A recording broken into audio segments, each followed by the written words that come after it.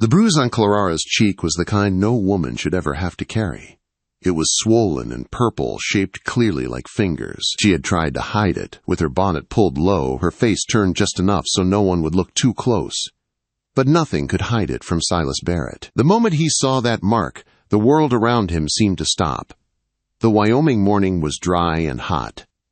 Dust lifted in soft clouds around Clara's worn shoes as she walked the long road toward Ironwood Ranch. She had walked 5 miles alone, every step heavy with fear and hope mixed together.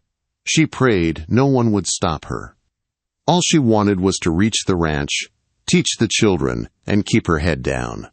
She needed this job to survive. She needed peace. But peace had been far away for a long time. When she stepped onto the wide wooden porch, her hands began to shake. She reached for the heavy door knocker, but before she could touch it, the door swung open. Silas Barrett stood there. He filled the doorway like a mountain carved from the land itself. His shoulders were broad, his flannel shirt darkened by honest work. His presence felt solid, unmoving, like nothing could push past him. He was a man people respected, and a man people feared when they had reason to. His cold, steady eyes landed on Clara's face. She tried to turn away. It was too late. His jaw tightened. His chest rose with a slow, dangerous breath. "Look at me, Clara," he said. His voice was not loud, but it reached deep inside her. It was the kind of voice that could calm a wild horse or stop a man in his tracks. Clara lifted her chin. Shame burned in her eyes. She wanted to disappear, to melt into the porch beneath her feet. Silas looked at her like he could see straight through every lie she had been forcing herself to believe. "Who did this to you?" he asked. The words were quiet, but they carried more force than a shout. The air around them went still. Clara opened her mouth, reaching for the lie she had practiced in her mind. "It was an accident, Mr. Barrett. I tripped on the boardwalk. It's silly. I shouldn't." "No." Silas stepped forward. His boots thudded against the wood, the sound sharp and final. "That isn't from tripping. Those are finger marks. Someone grabbed your face." His eyes sharpened like a hunter spotting danger. Clara's breath caught. He knew. There was no hiding now. Tears gathered as she lowered her head. Saying the name felt like swallowing fire. "It was Elias," she whispered. "He wouldn't accept that I ended the courting." Silas said nothing at first. The silence stretched, heavy and dark. His fists curled at his sides. Something dangerous moved behind his eyes. "How long has this been going on?" he asked. 3 months since I ended it," Clara said softly. "But the violence started 2 weeks ago." "Did you go to the sheriff?" She shook her head. "Elias is powerful. He said no one would believe a schoolteacher over him." Silas's jaw clenched. For a moment, he looked like a man ready to ride straight into town and settle things himself. Before he could speak again, small boots pattered on the stairs inside. Miss Clara. Caleb and Rose, Silas's 8-year-old twins, came running down with bright smiles. Rose stopped short when she saw Clara's cheek. "Miss Clara, you got a hurt?" she asked gently. Clara froze, but Silas moved at once. He stepped in front of her, blocking their view. "Miss Clara had a small accident," he said calmly. "She's all right. Go set up your slates." The children obeyed, though they looked worried. When they were gone, Silas turned back to Clara. His eyes were darker now, filled with something fierce and protective. "My study. 1 hour," he said. "We're going to talk about this." Clara nodded. For the next hour, she tried to teach the children, but her hands shook so badly she could barely hold the chalk. When the clock chimed, Hattie came to take over. Clara walked down the hall on trembling legs and entered the study.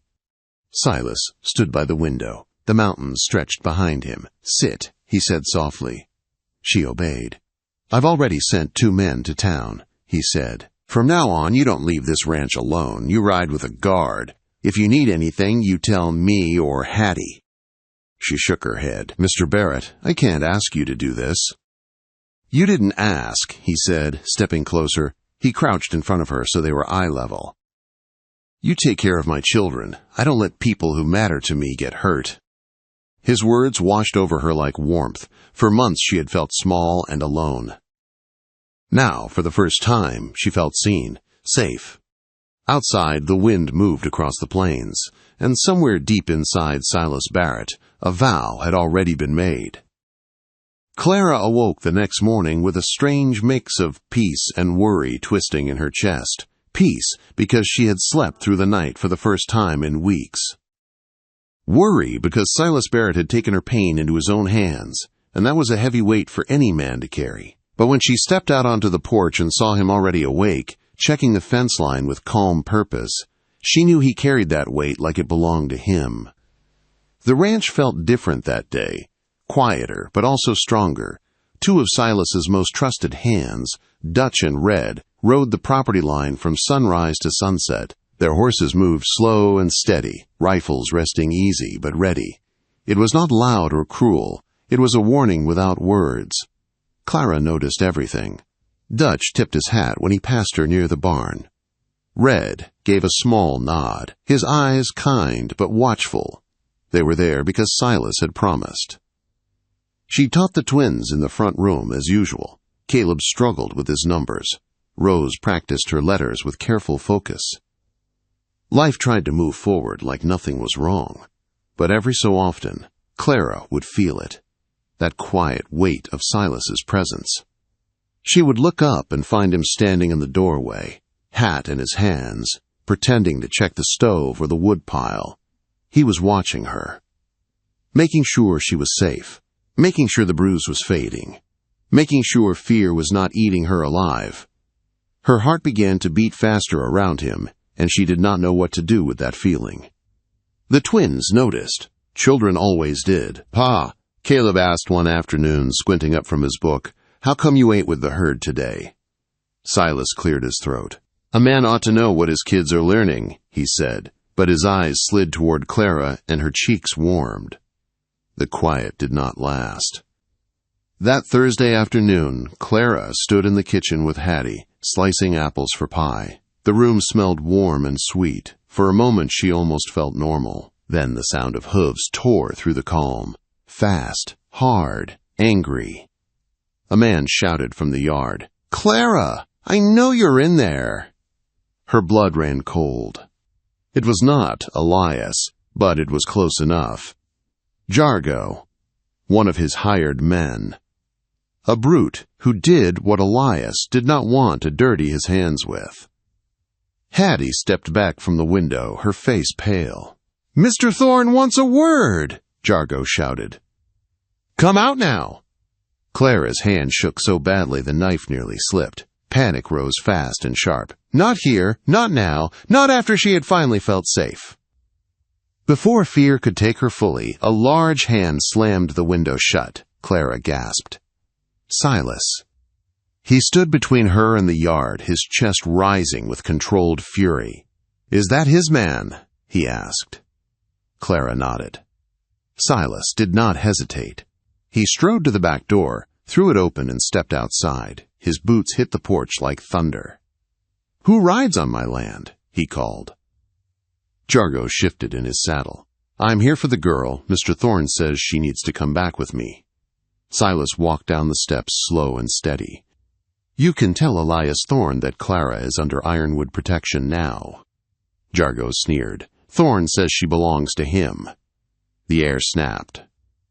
Silas stepped closer, his voice dropping cold and deadly. "You tell Thorne that if he or any of his men sends so much as a shadow across her path again, he will be dealing with me, not the law, me."